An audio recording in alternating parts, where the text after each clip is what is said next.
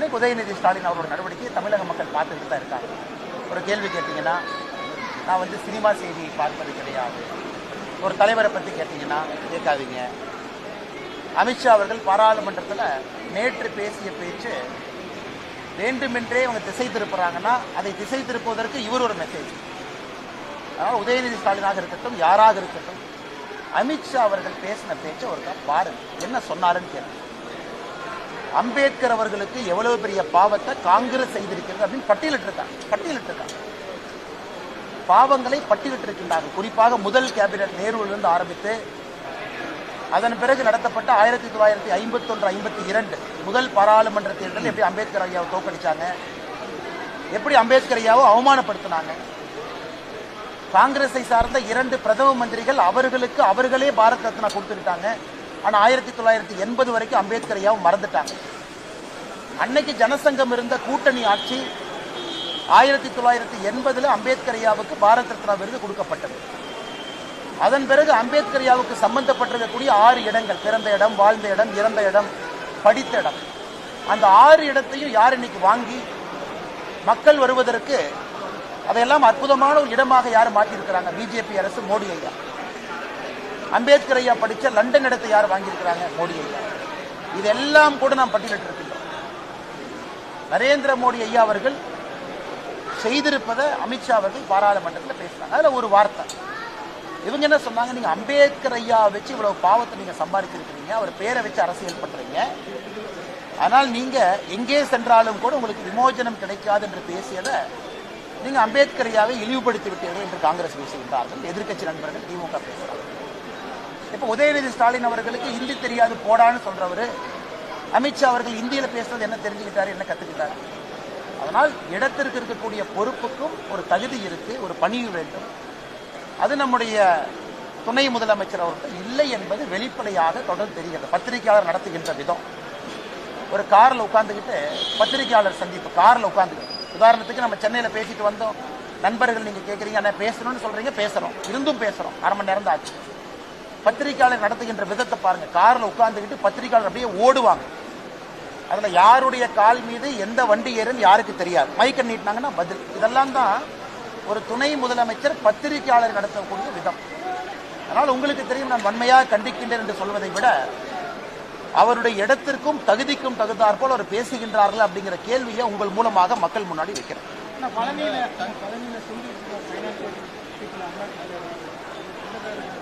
அமலாக்கத்துறையா income tax இந்த கொங்கு பகுதியை பொறுத்தவரை எல்லோரும் நம்முடைய சொந்தக்காரங்க தான். தமிழகத்தில் எல்லோரும் நம்முடைய சொந்தங்கள் தான். இன்று நம்முடைய நண்பர் ஒரு கேள்வி கேட்குறாங்கன்னா, பழனி பக்கத்தில் ஒரு மீது இன்கம் டேக்ஸ் அதிகாரிகள் ரைட் நடத்துகிறாங்க, ஒரு சொந்தக்காரங்க. ஆமாம், சொந்தக்காரங்க தான், எங்களுடைய உறவு முறை அவர்கள். இது கோயம்புத்தூரில் போன வாரம் நடந்த ஒரு ரைடும் சொந்தக்காரங்க தான். ஆனால் என்னை பொறுத்தவரை தெளிவாக இருக்கின்றேன். மத்திய அரசாக இருந்தாலும், யாராக இருந்தாலும், எந்த ஏஜென்சியாக இருந்தாலும் அவர் நடவடிக்கை அவங்க எடுக்கிறாங்க. பாரதிய ஜனதா கட்சியினுடைய தலைவராக நான் எங்கேயும் குறிப்பிடுவது கிடையாது, யாருக்கிட்டையும் பேசுறது கிடையாது. ஆனால் கொங்கு பகுதியில் எல்லா நம்முடைய சொந்தக்காரங்க இருக்கிறாங்க. பிரச்சனை வரும்பொழுது நியாயமான முறையில் இருக்கும்பொழுது நாம் தீர்வு கொடுக்குறோம். எல்லோரும் சொந்தங்கள். நான் சொந்தக்காரங்களையும் சொந்தங்களையும் நான் வேறுபடுத்தி பேசுறீங்கன்னா தமிழ்நாடு எல்லாமே சொந்தங்கள் தான். அதனால் யாராக இருந்தாலும் அரசு எந்த நடவடிக்கை எடுக்கிறதோ அதுக்கு அவங்க தன்னை உட்படுத்திக் கொள்ள வேண்டும். அதன் மூலமாக அரசு என்ன சொல்றாங்க அது எல்லோரும் கேட்க வேண்டும்.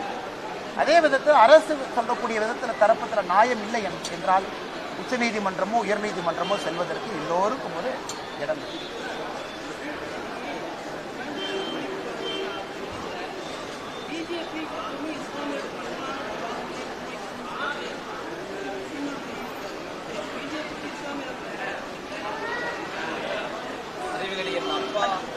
அண்ணா, என்னோட அண்ணன் சீமான் அவர்கள் ஒரு விஷயத்தை நல்லா உணர்ந்துக்கணுங்கண்ணா.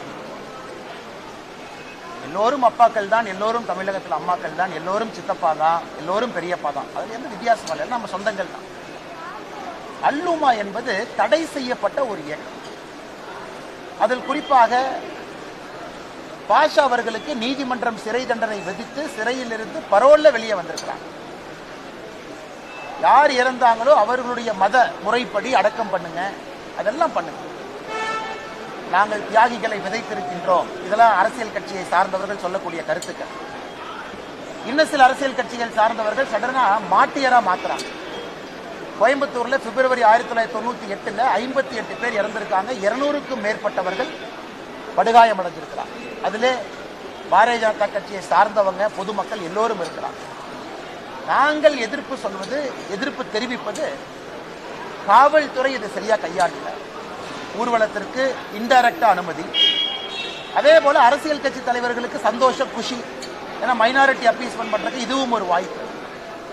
அதனால் அண்ணன் சீமான் அவர்களாக இருக்கட்டும், அரசியல் தலைவர்களாக இருக்கட்டும், சமுதாயத்தில் எல்லோரும் அவர்களை பார்த்து கொண்டிருக்கிறார்கள். அவங்க பேச்சுக்கு ஒரு மதிப்பு இருக்கு, மரியாதை இருக்கு. இளைஞர்கள் பார்க்கிறாங்க, அவங்க எந்த நிகழ்வுக்கு போறாங்க, யாரை பத்தி பேசுறாங்க, எப்படி பேசுறாங்க. அதனால் பொறுப்பில் இருக்கக்கூடிய அரசியல் கட்சி தலைவர்களும் அரசியல்வாதிகளும் இன்னும் பொறுப்போடு நடந்து கொள்ள வேண்டும் என்பது எங்களுடைய வேண்டுகோள்.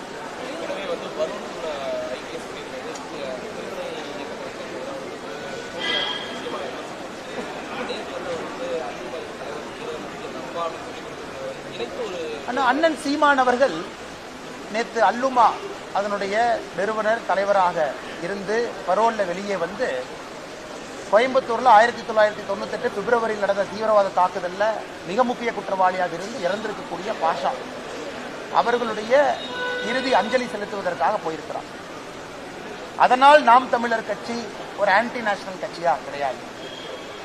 அதனால் நாம் தமிழர் கட்சி ஒரு தடை செய்யப்பட வேண்டிய கட்சியா கிடையாது. நான் சொல்கின்ற வாதம் எல்லாம் அரசியல் கட்சிகளுக்கு ஒரு பொறுப்பு இருக்கு. ஏன்னா இறந்து போன 58 பேருக்கு அப்பா இருக்காங்க.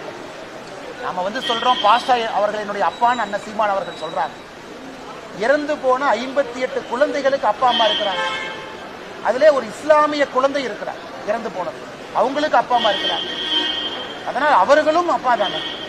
பாஷா அவர்கள் அப்பாவாக இருந்தால் 58 பேர் அப்பா தான், 200 பேர் படுகாயம் அடைஞ்சவங்க அப்பா தான். அதையும் அண்ணன் சீமான் அவர்கள் பார்க்க வேண்டும். நான் சொல்றேன், நான் இங்கே ஒரு தடித்த வார்த்தையை பயன்படுத்த விரும்பலைங்க.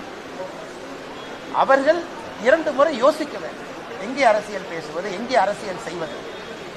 கோயம்புத்தூருக்குள்ள வந்தா இன்னைக்கும் அது ஆறாத ஒரு ரணமாக, ஒரு வடுவாக, இன்னைக்கும் மக்கள் மனதில் ஒரு நீங்கா துயராக இருப்பது 1998 எல்லோருக்கும் தெரியும். அதனாலதான் கோயம்புத்தூர் பின்னாடி போச்சு. எங்கேயோ சென்றிருக்க வேண்டிய கோவை மாணவர் இன்னைக்கு தத்தளித்துக் கொண்டிருக்கிறது என்றால் இது ஒரு முக்கிய காரணம். அந்த குண்டு வெடிப்பு இங்கே வர வேண்டிய வேர்ல்டு பேங்க் பிரான்ச் ஹைதராபாத்துக்கு போச்சு. நம்ம நிறைய பேசலாங்க. இன்வெஸ்ட்மெண்ட் ஆப்பர்ச்சுனிட்டி பக்கத்து மாநிலத்திற்கு போச்சு. ஒரு சேஃப் சிட்டி இல்லை என்கின்ற ஒரு பெயர். ஆனா இன்னைக்கு அரசியல்வாதிகள் எல்லாம் மாட்டையர் என்னுடைய அப்பா என்கின்ற வார்த்தையை பயன்படுத்தும் பொழுது அதை மக்களும் கூர்ந்து கவனிக்கிறாங்க. இதுல இன்னும் ஒரு படி மேல போய் எப்பொழுதுமே பாரதிய ஜனதா கட்சி இஸ்லாமியர்களுக்கு எதிரான கட்சி கிடையாது. இஸ்லாமிய சொந்தங்கள் பாரதிய ஜனதா கட்சியில் இருக்கிறாங்க. நாங்கள் இஸ்லாமிய பயங்கரவாதத்துக்கு எதிரானவர்கள். இஸ்லாமியர்கள் எல்லாரும் நல்லவங்க எத்தனையோ பேர் இருக்காங்க, 99%, 100% கிட்டத்தட்ட இருக்கிறாங்க. அதுக்குள்ள இருக்கிற யாராவது பயங்கரவாதத்தை பயன்படுத்தி அதன் மூலமாக பிரிவினைவாதத்தை விதைக்க வேண்டும் என்று நினைத்தால் அவர்களுக்கு நாங்கள் எதிராக இருக்கிறோம். அதே நேரத்தில் நான் சொல்றேன், தீவிரவாதம் ஒரு மதம் சார்ந்தது கிடையாது, ஒரு மதம் சார்ந்தது கிடையாது. ஆனா இஸ்லாம் மதத்திலிருந்து ஒரு தீவிரவாதி வரும்பொழுது நாங்கள் தீவிரவாதம் என்கின்ற வார்த்தையை பயன்படுத்தும். அதுக்காக இஸ்லாம் மதத்தை கொச்சைப்படுத்தலாம். நாங்கள் இஃப்தார் விருதை பாரதிய ஜனதா கட்சி சார்பாக கொடுக்கின்றோம், கொண்டாடுகின்றோம், அவர்களோடு இருக்கின்றோம், உறவினோடு இருக்கின்றோம். ஆனா அது நம்முடைய பாஷா ஐயாவுடைய இறுதி இதுக்கு நான் போவேன், அங்க போய்தான் நான் அதை சொல்லுவேன் அப்படிங்கிறது சீமானன் அவர்கள் திரும்ப யோசிக்கணும். இறந்து போன மனிதருக்கு மரியாதையா நாங்களும் கொடுக்கிறோம். இறந்துட்டாரு, என்ன மரியாதை கொடுக்கணுமோ அதை ஊர்வலமாக நடத்தி ஒரு தியாகியை போல் பட்டம் கொடுத்துதான் கோயம்புத்தூர்ல திமுக அரசியல் செய்ய வேண்டும் என்று நினைத்தால் கோயம்புத்தூர் மக்கள் பதிலடி கொடுப்பார்கள் என்கிற நம்பிக்கை.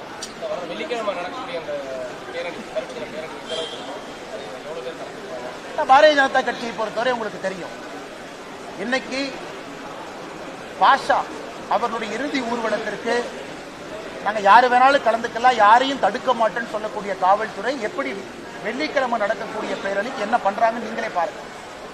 பாரதிய ஜனதா கட்சியினுடைய தலைவர் வீட்டுக்கு நான் கைது பண்ணுவேன், கோயம்புத்தூர் தலைவர்களை வெளியே விட மாட்டேன், 2 பேர் ரோட்ல வந்தாவே 1500 போலீஸ் போட்டு கைது பண்ணுவேன், இதெல்லாம் தொடர்ந்து. ஆனா நாங்க ஒரு விஷயம் கோயம்புத்தூர் மக்களும் புரிஞ்சுக்கணும், பாரதிய ஜனதா கட்சி நரி வருதுன்னு சொல்லிக்கிட்டே இருக்கும். அது உங்களுக்கும் தெரியும், அது மக்களும் இங்கே உணர்ந்து கொள்ள வேண்டும். ஒரு கட்சியாக இருக்கட்டும், இயக்கத்தை சார்ந்தவர்களாக இருக்கட்டும், உயிரை கொடுத்து பல விஷயத்தை உங்கள் முன்னால் வைப்பது. கோயம்புத்தூர் மாநகரத்தில் சூசைட் பாம் அட்டாக்ல இருந்து என்ஐஏ சார்ஜ் ஷீட்டை யாரு படிச்சாலும் தெரியும் எந்த அளவுக்கு ஆழமாக இங்கே பயங்கரவாதம் இருக்கு. ஆனால் கோயம்புத்தூர் மக்கள் நல்லா புரிஞ்சுக்கணும், அமைதி, முழுமையான அமைதி இங்கே வரும்பொழுது மட்டும்தான் கோயம்புத்தூர் மாநகரம் தன்னுடைய இழந்த பொலிவை முழுமையாக அது மீட்க முடியும்.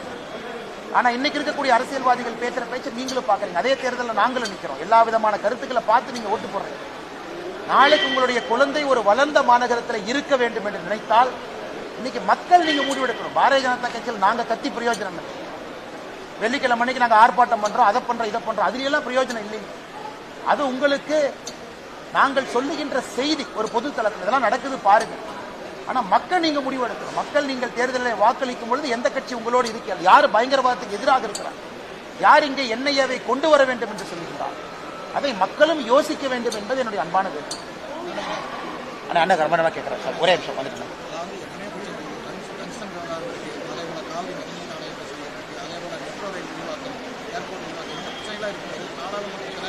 ஒரே நேரம் ஒரே தேர்தல் அந்த பிரச்சனையும் போயிட்டு இருக்காரு.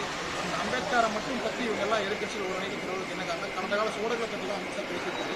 இவங்கெல்லாம் ஒரு அணியில் பிளவுந்து பேசுவதற்கு.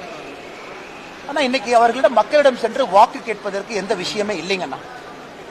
ஆரோக்கியமான விவாதம் செய்து நாங்க மக்களுக்கு இதை செய்யறோம், இது எங்களுடைய ஆல்டர்னேட் டெவலப்மெண்ட் மாடல், பிஜேபி இல்லாம எங்களுக்கு வாய்ப்பு கொடுங்க, நாங்க உங்களுக்கு இந்த மாதிரி ஒரு பொருளாதாரத்தை கொண்டு வர்றோம் கிடையாது. பேசுவதெல்லாம் ஜாதி, பேசுவதெல்லாம் இன மொழி பிரச்சனை, பேசுவதெல்லாம் வடக்கு தெற்கு. நீங்களே யோசிச்சு பாருங்க, கடந்த ஓராண்டு 2 ஆண்டு காலமாக எதிர்கட்சி நண்பர்கள் பேசக்கூடிய வாதத்தில் இதை தவிர புதுசா என்ன இருக்குன்னு பாருங்க. எக்கனாமிக் குரோத்தா கிடையாது. நாங்க தமிழ்நாட்டுக்கு இந்த திட்டத்தை கொண்டு வருவோம் என்று 40 திமுக எம்பி பேசியிருக்காங்களா? இல்லை. என்னைக்கு திரும்ப திரும்ப அமித்ஷாஜி என்ன சொன்னாங்க, அம்பேத்கர் ஐயா, நான் சென்னையில சொன்னாங்கன்னா, அம்பேத்கர் ஐயா எனக்கு கடவுள், அவருடைய வழிப்படி அரசியல் செய்கின்ற மனிதன் நான்.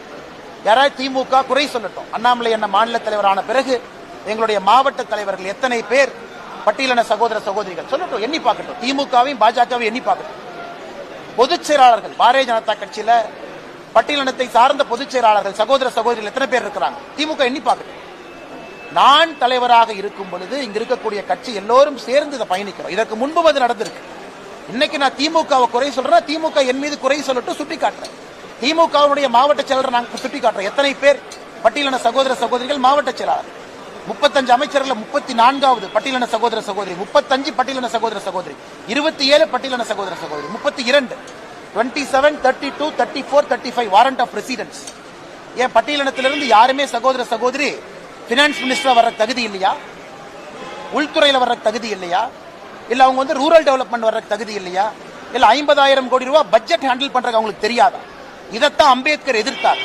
அம்பேத்கர் ஐயாவுடைய ரெசிக்னேஷன் லெட்டர் நேரு அவர்களுக்கு எழுதியது யாரு படிச்சாலும் அம்பேத்கர் ஐயா தெளிவா சொல்லியிருப்பாரு, ஒரு பட்டியலின சகோதரன் என்கின்ற ஒரே காரணத்திற்காக நான் டெவலப்மெண்ட் மினிஸ்ட்ரி ஹேண்டில் பண்றதுக்கு இல்லையா? இல்ல நேரு அவர்கள் லண்டன் செல்லும் பொழுது நேரு அவர்களுக்கு இன்சார்ஜா இருப்பாங்கன்னு யாரையோ போட்டீங்களே, அப்ப இந்த அம்பேத்கர் அவர்கள் உங்களுக்கு ஞாபகத்துக்கு வரலையா? சோ காங்கிரஸ் கட்சி செய்த மிகப்பெரிய துரோகமே அம்பேத்கர் அவர்கள் பட்டியலினத்தை சார்ந்தவர் என்கின்ற ஒரே காரணத்திற்காக அண்ணே வைஸ்ராய்ஸ் கவுன்சில்ல இரிகேஷன் எக்ஸ்பர்ட் அம்பேத்கர் ஐயா, சரித்திரத்தை படிக்கணுங்க அண்ணே எதிர்கட்சி நண்பர்கள். வைஸ்ராயினுடைய கவுன்சில்ல இந்தியாவுடைய சுதந்திரத்திற்கு முன்பு இந்தியாவுடைய பல dam internal irrigation is an expert. இன்னைக்கு எல்லாமே நம்ம சட்டமேதைன்னு சொல்றோம். அம்பேத்கர் ஐயாவுக்கு பல பரிணாமம் வருது. சட்டம் என்பது ஒரு பரிணாமம் தான். ஆனா இவங்க என்ன பண்ணாங்க, சட்டத்துக்குள்ள அடைச்சு வச்சாங்க, டெவலப்மெண்டே கொடுக்கல. அதை எதிர்த்து தான் அம்பேத்கர் அவங்க வெளியே வந்தாங்க. அதைத்தான் நாங்க இன்னைக்கு சொல்றோம். அதே தான் நீங்க பண்றீங்க, சமூக நீதிங்கிறீங்க. நீங்களே சொல்லுங்க, 35 திமுக அமைச்சர்கள்ல லிஸ்ட் எடுத்து பாருங்க, கவர்னர் ஆபீஸ்ல வாங்கி பாருங்க, யாருக்கு எந்த அதிகாரம் இருக்குன்னு சொல்லி வாரண்ட் ஆஃப் ரெசிடென்ஸ் கொடுத்திருக்காங்க. யாரு 1, 2, 3. உதயநிதி ஸ்டாலின் எங்க இருக்கிறாரு? உதயநிதி ஸ்டாலினுடைய ஆர்டர் நம்பர் 3, துணை முதலமைச்சராக இருந்து ஆர்டர் நம்பர் 3 இருக்காரு. நீங்க 3ஆவதா உதயநிதி ஸ்டாலின் இருக்கிறீங்களே, உங்களுக்கு முன்னாடி இருந்து அரசியல்ல பட்டியலின சகோதர சகோதரிகள் அத்தனை பேர் இருக்காங்க. அவங்க கடைசியா இருக்கணும்? ஏன் அவங்க 34ஆவதா இருக்கணும்? ஏன் 32ஆவதா இருக்கணும்? இதைத்தான் அமித்ஷாஜி கேட்கிறாங்க, இதைத்தான் நாங்கள் கேட்கின்றோம். ஆனா இதையெல்லாம் மறைத்து விட்டு சமூக நீதியை பத்தி பேசாம வெறும் வாய்க்கிலேயே நாங்க பட்டியலின சகோதர சகோதரி இருக்கிறோம்னு சொல்றீங்களே, நான் ஆதாரப்பூர்வமா கேட்கிறேன். நாளைக்கு முதலமைச்சர் சொல்லட்டும், இல்ல ஒரு பட்டியலின சகோதர சகோதரி நான் 2ஆவது ஆக்க போறேன், முதலமைச்சருக்கு கீழே நம்பர் 2 வரவேற்கிறோம், நம்பர் 1 ஆக்கினா சந்தோஷம், நம்பர் 3 உதயநிதி ஸ்டாலினுக்கு மேல ஆக்கிற, Udhayanidhi Stalin number 4 will wait. இல்லையே, அப்ப உதயநிதி ஸ்டாலின் அவர்களுக்கு சமூக நீதியை பத்தி பேசுவதற்கு இன்னைக்கு கோயம்புத்தூர்ல தானே உதயநிதி ஸ்டாலின் இருக்காங்க. நாளைக்கு முதல்வர் ஐயா கோயம்புத்தூர் வந்தாலும் திருப்பூர் போறாரு. அந்த கேள்வி கேளுங்க. உங்க கேபினெட்ல எந்த ஆர்டர்ல வச்சிருக்கீங்க? இதே நம்முடைய கேபினெட்ல பாருங்க எங்க இருக்கிறாங்க. கம்பாரிசன் நீங்க பத்திரிகை நண்பர்கள் பண்ணுங்கன்னா, பிஜேபியினுடைய அமைச்சர்களும் திமுகவுடைய அமைச்சர்களும் சும்மா வாய்கிளிய பாரதிய ஜனதா கட்சி பட்டியலினத்துக்கு எதிரி எதிரி எதிரின்னு சொல்லி இப்படியே ஒரு பிம்பத்தை கட்டமைச்சுக்கிட்டு இருக்கிறாங்க. இதைத்தான் திரும்ப திரும்ப நண்பர்கள் கேட்ட கேள்விக்கு இது எதுவுமே பேசாம சும்மா அம்பேத்கர் ஐயாவை பத்தி அமித்ஷாஜி பேசிட்டாங்கன்னு தம்மா தும்மான்னு குதிக்கிறாங்க. அப்படி இருக்கும்போது அங்கே ஜனதா கட்சியினுடைய மெம்பர்ஸ், முன்னாள் பாரதிய ஜனதா கட்சி ஜனசங்கம், அவங்க சொல்லி பாரத் ரத்னா அம்பேத்கர் ஐயா கொடுக்கப்பட்டது. அதையா மறுக்கிறீங்க? இல்லைன்னு சொல்லுங்க. அம்பேத்கர் ஐயா இறந்த பிறகு பாரத் ரத்னா ஐயா அவ்வளவு நாள் வெயிட் பண்ணோம். இன்னைக்கு சட்ட மேதைன்னு புகழ்றீங்களே, நீங்க ஏன் அவர் பாரத் ரத்னா விருது கன்சிடரே பண்ணல? சரி, சவுத் மும்பை 1952 தேர்தலில் நேரு அவர்கள் அம்பேத்கர் ஐயாவுக்கு எதிராக பிரச்சாரம் பண்ணாங்களா இல்லையா? அம்பேத்கர் ஐயாவுக்கு போடுகின்ற ஓட்டு குப்பை தொட்டியிலே போடப்பட வேண்டிய ஓட்டு காங்கிரஸ் நீங்க மும்பையில பிரச்சாரம் பண்ணீங்களா இல்லையா? இல்ல காங்கிரஸ் கட்சி சொல்லிட்டுங்கன்னா அரசியல் விட்டே போயிடுறேன். அம்பேத்கர் ஐயாவுக்கு போடுகின்ற ஒரு வாக்கு குப்பை தொட்டியிலே போடப்பட வேண்டிய வாட்டு நீங்க பேசலையா? அதெல்லாம் மக்கள் மறந்துட்டாங்களா? அம்பேத்கர் ஐயாவை ஜெயிக்க வச்சது யாருங்க? அப்ப இருந்த ஜனசங்கம். எந்த மாநிலத்திலிருந்து? வேறு மாநிலத்திலிருந்து கொண்டு வந்தாங்க. அதனால் இன்னைக்காச்சும் இந்த பம்மாத்து அரசியலை திமுக விட்டுவிட்டு தமிழக மக்களும் புரிஞ்சுக்கணும். வாய்கிளிய பட்டியலின சகோதர சகோதரின் முதலமைச்சர் பேசுவது அழகு கிடையாது. பட்டியலின சகோதர சகோதரிக்கு என்ன அதிகாரம்? அம்பேத்கர் சொன்னாங்களே, கல்வியோடு அரசியல் அதிகாரம் கொடுக்கப்படும் பொழுது மட்டும்தான் பட்டியலின சகோதர சகோதரி தன்னுடைய உண்மையான நிலையை புரிந்து கொள்வார்கள் என்று அரசியல் அதிகாரம் கொடுத்தீங்களா? அதனாலதான் இந்த டிராமா போயிட்டே இருக்குதுங்களா? அதான் இந்த விளக்கமான ஒரு விஷயத்தை விளக்கி பத்திரிகையாளர் சந்திப்பிலே சொல்ல வேண்டும் என்பதற்காக தான் கொஞ்சம் நேரத்தை எடுத்து உங்கள்கிட்ட பேசுறேன்.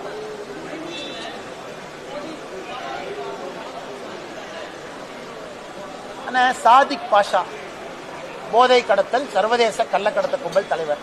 நேற்று நான் ஒரு அறிக்கை கொடுத்தேன். தமிழ்நாடு டெக்ஸ்ட் புக் கார்பரேஷனுக்கு டெக்ஸ்ட் புக் சப்ளை பண்ணியிருக்காரு. பாத்தீங்களா ஈடியோட சார்ஜ்?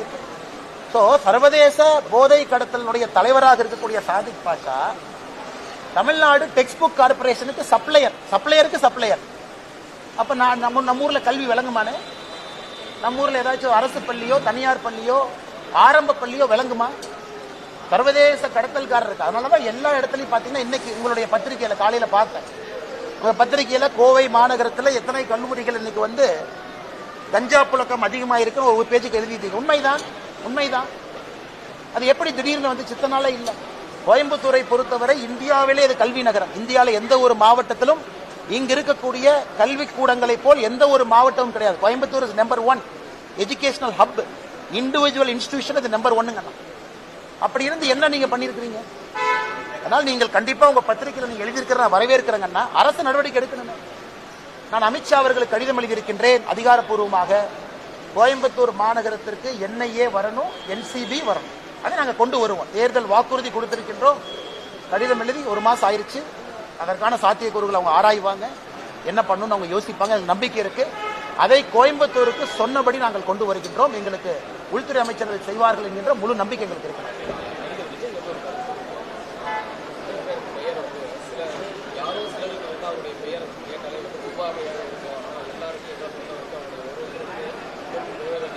இல்ல இதை நான் சொல்றேன்னா, இன்னைக்கு இவங்க நான் கேட்கிறேன், விஜய் அவர்கள் இன்னைக்கு அரசியலுக்கு வந்திருக்காங்க. போன வாரம் விஜய் அவர்கள் கோவால ஒரு கல்யாணத்துக்கு போறாங்க. அவர் விமான நிலையத்துல கேட் நம்பர் 6ல சோதனை கூடத்துல தன்னை உட்படுத்தி கொண்டு ஒரு தனியார் விமானத்துல போறாங்க. அவருடைய பிரைவேட் போட்டோ எப்படி வெளியே வந்துச்சு? பிரைவேட் போட்டோ எப்படி வெளியே வந்துச்சு?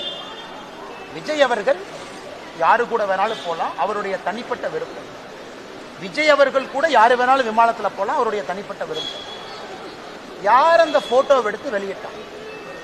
அதனால்தான் நாங்கள் நம்முடைய சிந்தியா அவர்களுக்கு, விமான போக்குவரத்து அமைச்சர் அவருக்கு பாரதிய ஜனதா கட்சி சார்பாக கடிதம் எழுத இருக்கின்றோம். யார் அந்த போட்டோவை எடுத்தாங்க? இதே போறவங்க வர்றவங்க போட்டோ எடுக்கிறது தான் ஸ்டேட் இன்டெலிஜென்ஸ் வேலையா? ஸ்டேட் இன்டெலிஜென்ஸ்ல போட்டோ எடுத்து திமுக ஐடி விங்கு கொடுக்கறதா அவங்க வேலையா? ஆனா ஒரு மனிதனுடைய தனிப்பட்ட வாழ்க்கையிலே தலையிடுவதற்கு யாரும் உரிமை இல்லை. அவங்க பேசுறது பிஜேபிக்கு எதிராக பேசினா கூட நான் இந்த கட்சியினுடைய மாநில தலைவராக சொல்றேன். இதுதான் நீங்க வந்து காட்டக்கூடிய அரசியல் நாகரிகம். இதுதான் திமுக வந்து மக்களை மதிக்கக்கூடிய விதம். யார் வேணாலும் எங்க வேணாலும் போவாங்க, தனியா அவங்க போறாங்க, கல்யாணத்துக்கு போறாங்க, அதையும் போட்டோ எடுத்து நீங்க லீக் பண்ணுவீங்க, ரிலீஸ் பண்ணுவீங்க, பேசஞ்சர் மேனிஃபெஸ்டோ எடுத்து. அதனால்தான் விமானத்துறை போக்குவரத்து அமைச்சரத்துக்கு எழுதுறோம், சிசிடிவி எக்ஸாமின் பண்ணுங்க, யாரு போட்டோ எடுத்தாங்கன்னு புடிங்க, அவங்க செல்போன்ல இருந்து யாருக்கு அனுப்பிச்சாங்க எடுத்து எஃப்ஐஆர் போட்டு உள்ள தள்ளுங்க. இது முதல் விஷயம். இரண்டாவது, உங்களுடைய கேள்வி, அண்ணா இன்னைக்கு நடிகர் விஜய் அவர்கள், தமிழக வெற்றி கழகத்தினுடைய தலைவர் அவர்கள், அவருக்கு தெரியும், அவர் உட்கார்ந்து அரசியலை பார்க்கணும், உன்னிப்பா பார்க்கணும். இதனால கொஞ்சம் சினிமாவில் பிஸியா இருந்தாங்க, அதனால 10 ஆண்டு காலம் மோடி ஐயாவுடைய ஆட்சியை சரியா கவனிச்சாங்களான்னு தெரியல. இப்ப அரசியலுக்கு வந்திருக்காங்க, அதனால அவர்கள் கவனிக்கணும். 10 ஆண்டு காலமாக அம்பேத்கர் ஐயா சொன்னபடி அரசியல் செய்து நாட்டு மக்களுக்கு நல்லது செய்வது யார்? அவங்க பின் பாயிண்ட் பண்ணட்டும். இந்த இடத்துல பிஜேபி அம்பேத்கர் ஐயா கொள்கைக்கு விரோதமா போச்சு சொல்லட்டும், பாயிண்ட் சொல்லணும், பாயிண்ட் சொல்லணும். 10 ஆண்டு காலம் பிஜேபியினுடைய ஆட்சி, மோடி ஐயா ஆட்சி. 11 ஆண்டு காலம், 13 ஆண்டு காலம் குஜராத்தில் மோடி ஐயாவுடைய ஆட்சி.